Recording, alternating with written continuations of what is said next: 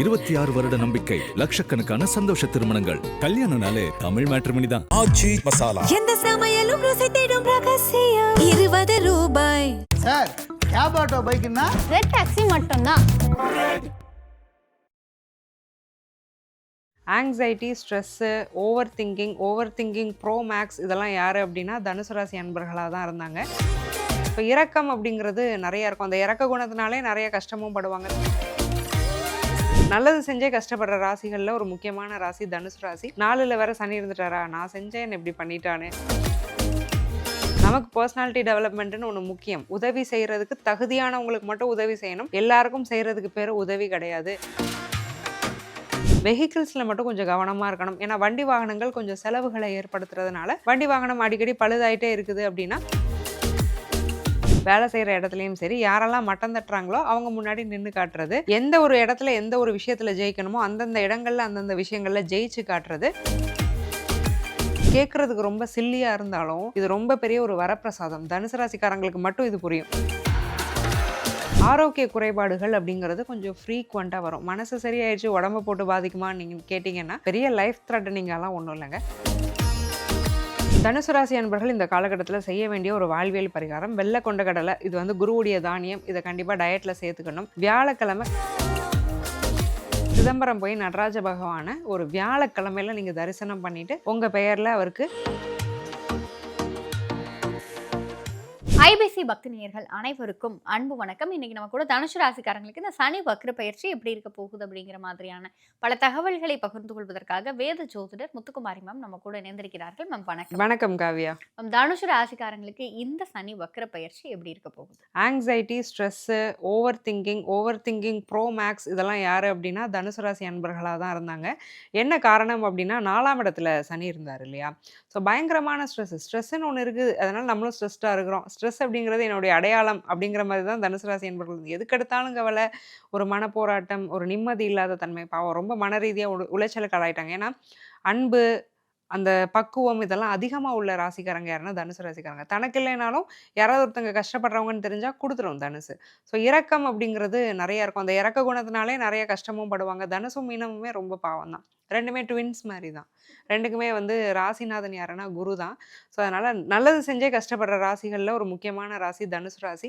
4ல் வேற சனி இருந்துட்டாரா, நான் செஞ்சேன் இப்படி பண்ணிட்டானே, நான் செய்யாமல் இருந்திருக்கலாமோ, ஏன் என்னால் செய்யாமல் இருக்க முடியல, ஏன் என்னால் நோ சொல்ல முடியல, இந்த மாதிரிலாம் கொஷின்ஸ் தனுசு தன்னைத்தானே கேட்டுட்டு குழம்பிக்கிட்டே இருக்கும்.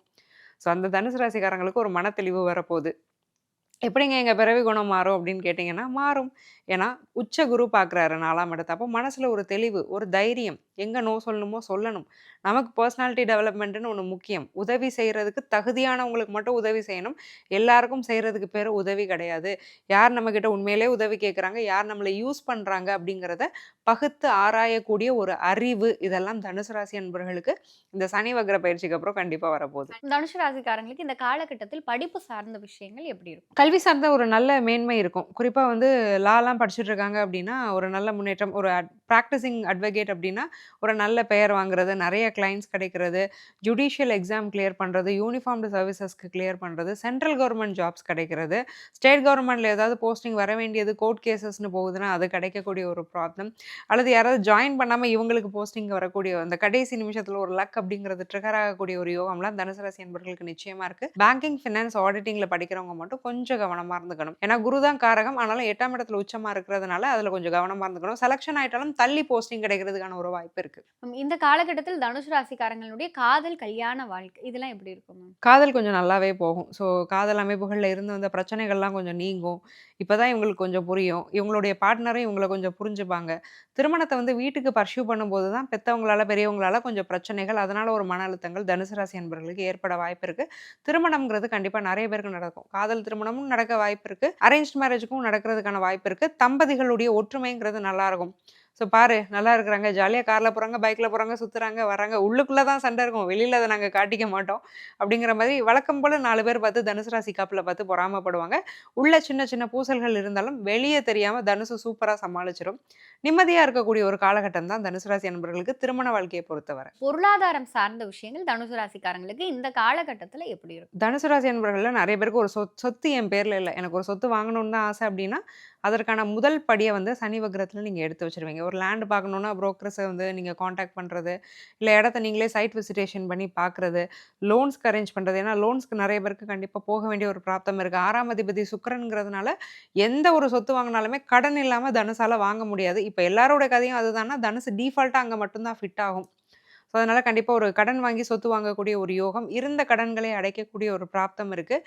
வெஹிக்கிள்ஸில் மட்டும் கொஞ்சம் கவனமாக இருக்கணும். ஏன்னா வண்டி வாகனங்கள் கொஞ்சம் செலவுகளை ஏற்படுத்துறதுனால வண்டி வாகனம் அடிக்கடி பழுதாயிட்டே இருக்குது அப்படின்னா ஒரு நல்ல ஒரு ஹை எண்டுக்கு நீங்கள் மாறிக்கிறது, ஒரு ரிப்பேருக்கு போடுற காஸ்ட்டை வந்து ஒரு காருக்கே நம்ம போட்டுடலாங்கிற ஒரு முடிவை தனுசு எடுப்பாங்க. கொஞ்சம் சாமர்த்தியமாக பொழைச்சிக்கக்கூடிய ஒரு அமைப்பு பொருளாதார ரீதியாக தனுசு ராசி அன்பர்களுக்கு இருக்குது. மேம் இந்த காலகட்டத்தில் தனுசு ராசிக்காரங்களுக்கு வந்து ஒரு டாப் நல்லது இதுதான், ஒரு ஹை எண்ட் நல்லது உங்களுக்கு நடக்கும் அப்படின்னா அது என்னது? சொத்து சுக சேர்க்கை தான். கண்டிப்பாக ப்ராப்பர்ட்டிங்கிறத வாங்க போகிறாங்க. ஸோ ஒரு சொத்து என் பேரில் ரெஜிஸ்டர் பண்ணிட்டேன், சவால் விட்டு ஜெயிக்கிறது. ஸோ இதை வந்து நான் பண்ணவே மாட்டேன், நீங்கள் எல்லாம் பண்ணி காட்டிட்டேன் பாருங்கடா. சொந்தக்காரங்க முன்னாடியும் சரி, வேலை செய்கிற இடத்துலையும் சரி, யாரெல்லாம் மட்டம் தட்டுறாங்களோ அவங்க முன்னாடி நின்று காட்டுறது. எந்த ஒரு இடத்துல எந்த ஒரு விஷயத்தில் ஜெயிக்கணுமோ அந்தந்த இடங்களில் அந்தந்த விஷயங்களில் ஜெயிச்சு காட்டுறது. ஒரு மன ரீதியான ஒரு பலம், மனோபலம் அப்படின்னு சொல்லுவோம்ல, இன்னர் ஸ்ட்ரென்த் அப்படிங்கிறது தனுசுக்கு ரொம்ப அதிகமாகிடும். ஒன்றுமில்லை, ஒருத்தர் வந்து ஒரு ஃப்ரெண்டு எந்திச்சு போகிறான்னா தனுசு தன்னறியாமல் எந்திரிச்சு போவோம் பின்னாடியே. இவங்களுக்கு லிஃப்ட் யூஸ் பண்ணணும்னாலும் யாராவது ஸ்டார் கேஸில் இறங்குறாங்கன்னா இவங்க போய் பின்னாடியே இறங்குவாங்க. இந்த தடவை என்ன பண்ணுவாங்கன்னா லிஃப்ட்டை யூஸ் பண்ண ஆரம்பிப்பாங்க. நமக்கு என்ன தேவையோ நம்ம அதை செய்வோம், அவர் இறங்கி வரட்டும், இந்த ஒரு மைண்ட் செட் வரும். இது கேட்குறதுக்கு ரொம்ப சில்லியாக இருந்தாலும் இது ரொம்ப பெரிய ஒரு வரப்பிரசாதம். தனுசு ராசிக்காரங்களுக்கு மட்டும் இது புரியும் பார்க்கும்போது. ஸோ அதனால் நல்ல ஒரு இன்னர் ஸ்ட்ரென்த் அப்படிங்கிறது தனுசுக்கு கிடைக்கும். இந்த காலகட்டத்தில் தனுசு ராசிக்காரங்க எந்தெந்த விஷயத்தில் ரொம்ப கவனமாக இருக்கணும்? தனுசு ராசி என்பவர்கள் ரொம்ப கவனமாக இருக்க வேண்டியதில் ஒரு முக்கியமான ஒரு விஷயம் ஹெல்த்து. ஆரோக்கிய குறைபாடுகள் அப்படிங்கிறது கொஞ்சம் ஃப்ரீக்வெண்ட்டாக வரும். மனசு சரியாயிடுச்சு உடம்பை போட்டு பாதிக்குமான்னு நீங்கள் கேட்டிங்கன்னா பெரிய லைஃப் த்ரெட்டனிங்கெல்லாம் ஒன்றும் இல்லைங்க. சின்ன சின்ன பிரச்சனைகள் வரும். 50 வயசுக்கு மேற்பட்ட தனுசு ராசி அன்பர்கள்னால் ஃபுல் பாடி செக்கப் எடுத்துக்கிறது நல்லது. இஎன்டி ப்ராப்ளம், காது மூக்கு தொண்டை சம்மந்தப்பட்ட பிரச்சனைகள், சைனசைட்டிஸ் ப்ராப்ளம், இந்த மாதிரியான பிரச்சனைகள் தான் வரும். அடிக்கடி தலைவலிக்கிறது, அடிக்கடி சிக்காகிறது, அடிக்கடி டயர்ட் ஆகிறது, லீவு போடுறது, படிக்க முடியாமல் போகிறது, இந்த மாதிரி உடல் நலம் சார்ந்த பிரச்சனைகளால் வேலை கெட்டு போகிற அமைப்புங்கிறது இருக்கும். ஸோ அது சின்ன சின்ன விஷயங்கள் பண்ணி ஒரு ப்ரிகாஷனாக பார்த்துக்கணும். என்ன சாப்பிட்டா நமக்கு ஒத்துக்காது, எந்த கிளைமேட்டில் நம்ம என்ன மாதிரி நம்மளை பார்த்துக்கணுங்கிறத மட்டும் கொஞ்சம் ஒரு செல்ஃப் அவேர்னஸ் இருந்தாலே அதை சமாளிச்சிடலாம். நம்ம இந்த காலகட்டத்தில் தனுசு ராசிக்காரங்க செய்ய வேண்டிய வாழ்வியல் மற்றும் ஆன்மீக பரிகாரம்னா அது என்னது? தனுசு ராசி அன்பர்கள் இந்த காலகட்டத்தில் செய்ய வேண்டிய ஒரு வாழ்வியல் பரிகாரம் வெள்ளை கொண்ட கடலை. இது வந்து குருவுடைய தானியம். இதை கண்டிப்பாக டயட்டில் சேர்த்துக்கணும். வியாழக்கிழமை கண்டிப்பாக நான்வெஜ் சாப்பிடவே கூடாது. ஒரு 1 or 2 hours அது மௌன விரதம் இருக்கிறாங்க அப்படின்னா ரொம்ப நல்லது. மௌன விரதம் அப்படிங்கிறது we are dedicating to Dakshinamurthy.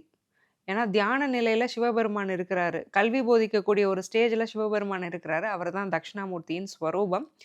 குரு பகவானுக்கும் தட்சிணாமூர்த்திக்கும் சம்பந்தம் கிடையாது. குரு பகவானுடைய அதிதேவதை தான் தட்சிணாமூர்த்தி.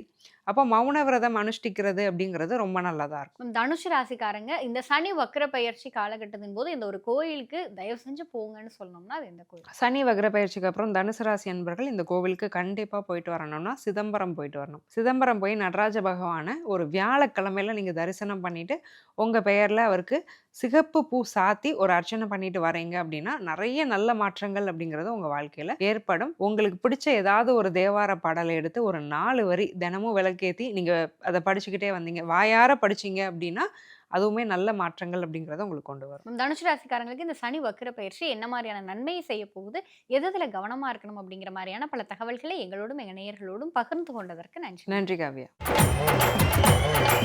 கொடியோனே முருகா நீயும் வர வேணும், எம்மை தேடி வர வேணும், முருகா வரம் தர வேணும்.